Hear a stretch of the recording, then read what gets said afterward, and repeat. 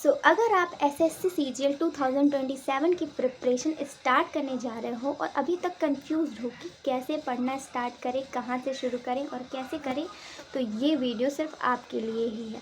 इस वीडियो में आपके सारे डाउट्स। Hello guys, welcome and welcome back to my channel. जैसा कि आप जानते हैं कि इस चैनल पर हम शेयर कर रहे हैं अपनी एसएससी 2027। आज की इस वीडियो में मैं लेकर आई हूँ एक कंप्लीट रोड मैप, जिससे आपको एक क्लू लग जाएगा कहाँ से कैसे स्टार्ट करना है, कैसे उसको एंड तक पहुंचाना है। तो विदाउट वेस्टिंग आपका एक भी टाइम, मैं स्टार्ट करती हूँ अपना रोड मैप।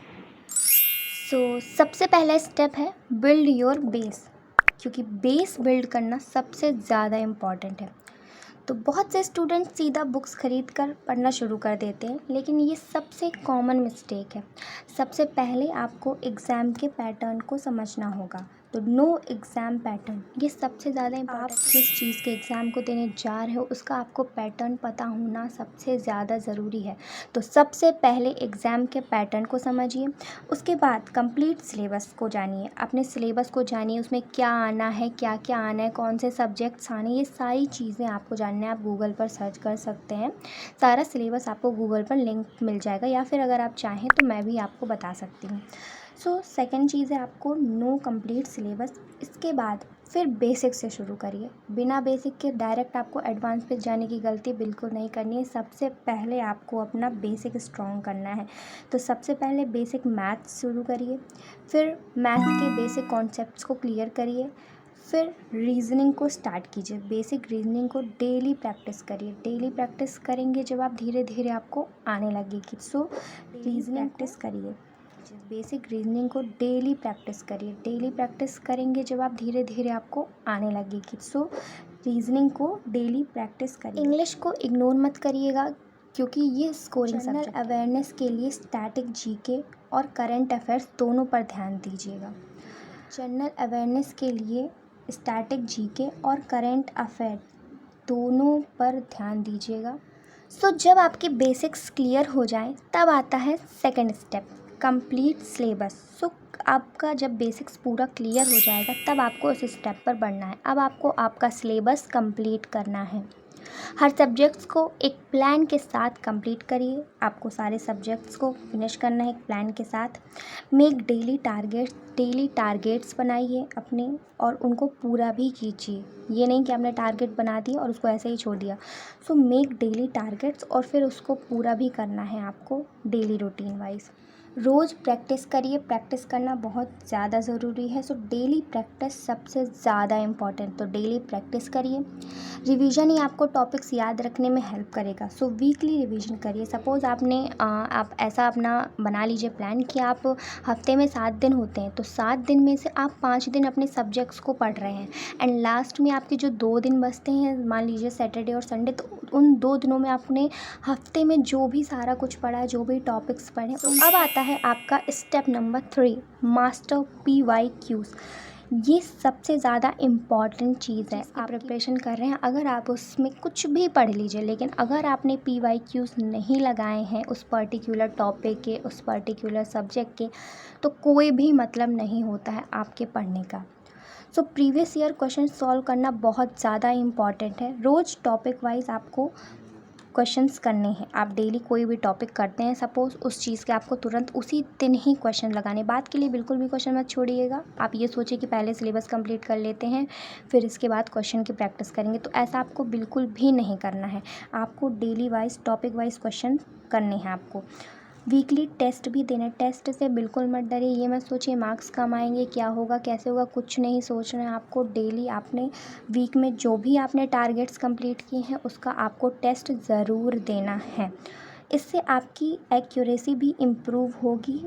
जब आप वीकली टेस्ट देंगे तो आपकी एक्यूरेसी भी इम्प्रूव होगी और आपकी स्पीड भी इम्प्रूव होगी। और स्पीड को इम्प्रूव करना इस एग्ज़ाम के लिए मस्ट है, बिकॉज़ ये एग्ज़ाम में सिर्फ और सिर्फ स्पीड का ही खेल होता है। लोग स्पीड के चक्कर में ही मात खा जाते हैं। स्पीड को इम्प्रूव करना सबसे ज़्यादा मस्ट है। तो इस पर आप ज़रूर से ज़रूर ध्यान दीजिएगा। जब आपका सिलेबस पूरा कंप्लीट हो जाएगा, तब शुरू होता है mock test phase. Mock test phase आपको सिलेबस के पहले से स्टार्ट नहीं करना है। जब तक आपका सिलेबस कंप्लीट नहीं होता है तब तक आपको उसको स्टार्ट नहीं करना है। तो फुल लेंथ मॉक टेस्ट ज़रूर देना है, लेकिन सिलेबस कंप्लीट हो जाए तो अपना फुल लेंथ मॉक टेस्ट देना शुरू कर दीजिएगा। मॉक टेस्ट दीजिए आप हफ्ते में 2 दे सकते हैं। हफ्ते में 2 देना तो ज़रूरी है, आप हफ्ते में 2 दीजिए, स्टार्टिंग ऐसे ही करिए। हर मॉक के बाद आपको एनालाइज़ भी करना है, ये सबसे ज़्यादा ज़रूरी है। आप ये नहीं कि आप मॉक टेस्ट दे दें फिर उस चीज़ को एनालाइज़ ही ना करें। सो मॉक दीजिए, देन उसके बाद एनालाइज़ कीजिए अपनी मिस्टेक्स, कहाँ क्या गलती रह गई, आपसे क्या नहीं बना, उस चीज़ को एनालाइज़ करिए। और फिर जब आपको जो पता चले आपके जो वीक टॉपिक्स हैं उनको आप रिवाइज़ भी कीजिए। सो फुल मॉक टेस्ट दीजिए, एनालाइज़ कीजिए जो भी आप मिस्टेक्स कर रहे हैं, देन उसके बाद आपके जो वीक टॉपिक्स हैं उनको आपको रिवाइज़। नाउ अब हम बढ़ते हैं अपने लास्ट और 5th स्टेप की ओर, जो कि आपका फ़ाइनल रिवीजन है। सो आपको फ़ाइनल रिवीजन में जब आपका सारा सिलेबस हो जाएगा, शॉर्ट नोट्स रिवाइज़ करने, आपको शॉर्ट नोट्स बना लेने हैं। ये सब बहुत ज़्यादा हेल्पफुल होते हैं शॉर्ट नोट्स, तो शॉर्ट नोट्स ज़रूर बनाइएगा एंड उसको आपको फ़ाइनल रिवीजन में शॉर्ट नोट से ही आप रिवाइज़ कीजिएगा। देन आपको फार्मूला रिवीजन बहुत ज़्यादा इंपॉर्टेंट है, बिकॉज मैथ्स के लिए फार्मूला आप समझ सकते हैं बहुत ज़्यादा ही इंपॉर्टेंट होता है। तो फार्मूला को डेली बेसिस पे रिवाइज़ करते जाइएगा। फार्मूला चार्ट वगैरह बना करके उनको आप अपने डेस्क के सामने पेस्ट भी कर सकते ताकि आप उनको डेली रिवाइज़ कर सकें।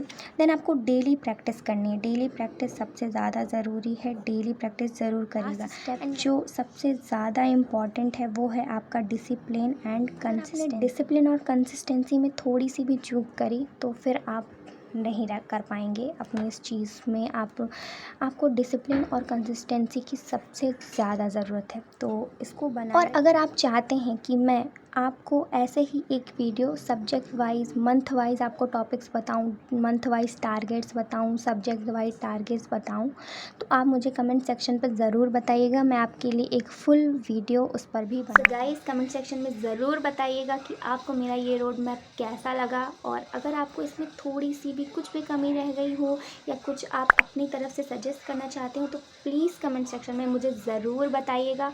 एंड या ये रोड मैप मैंने खुद से बनाया है, पूरा अपने लिए ही बनाया है। मैंने अपना रोड मैप मैंने आप लोग के साथ शेयर किया, मैं साल भर इसी को फॉलो करने वाली हूँ। एंड अगर आपकी कुछ भी क्वेश्चंस हो इससे रिलेटेड, आप कुछ भी जानना चाहते हो या आप कुछ और भी इंफॉर्मेटिव चीज़ें मुझसे पूछना चाहते हो तो आप ज़रूर मुझे कमेंट सेक्शन में बताइएगा। मैं सारे आंसर्स देने की ट्राई ज़रूर करूँगी। सो अगर आपको वीडियो थोड़ी सी भी इंफॉर्मेटिव लगी हो और आपको लगता हो कि आपको हमारी इस जर्नी के साथ जुड़ना है तो प्लीज़ चैनल को सब्सक्राइब कीजिएगा और वीडियो को लाइक कीजिएगा। मिलते हैं नेक्स्ट वीडियो में, तब तक के लिए बाय बाय।